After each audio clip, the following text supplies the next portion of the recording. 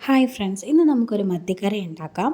അതിനായി ഒരു മൺചട്ടി അടുപ്പത്ത് വെച്ച് നല്ലതുപോലെ ചൂടാകുമ്പോൾ ആവശ്യത്തിനുള്ള ഓയിൽ ചേർത്ത് കൊടുക്കാം. ഓയിലൊന്ന് ചൂടായി വരുമ്പോൾ ആവശ്യത്തിനുള്ള കടുക് ആഡ് ചെയ്യാം. കടുകൊന്ന് പൊട്ടി വരുമ്പോൾ ഉലുവ കൂടി ചേർത്ത് കൊടുക്കാം.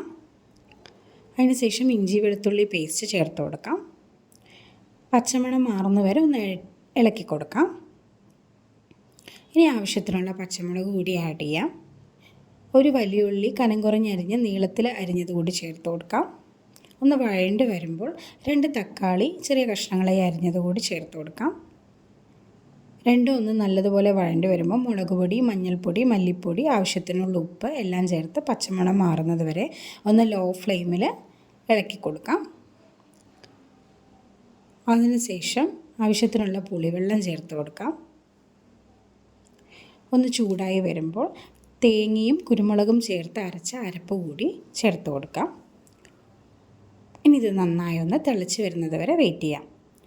തിളച്ച് വന്നിട്ടുണ്ട്. അതിന് ശേഷം നമുക്ക് മീൻ ചേർത്ത് കൊടുക്കാം. ഇനി മീൻ നന്നായി വെന്ത് വരുന്നത് വരെ വെയിറ്റ് ചെയ്യാം. ആവശ്യത്തിനുള്ള കറിവേപ്പില കൂടി ആഡ് ചെയ്യാം. നല്ലതുപോലെ വെന്ത് തിളച്ച് വന്നിട്ടുണ്ട്. ഇപ്പോൾ നമ്മളുടെ നല്ല മത്തിക്കറി റെഡി ആയിട്ടുണ്ട്. നമുക്ക് ചോറിൻ്റെ കൂടെയൊക്കെ കഴിക്കാൻ വളരെ ടേസ്റ്റുള്ളൊരു മത്തിക്കറിയാണ്. അപ്പോൾ എല്ലാവരും വീട്ടിൽ ഇതുപോലെ ഒന്ന് ട്രൈ ചെയ്ത് നോക്കണം.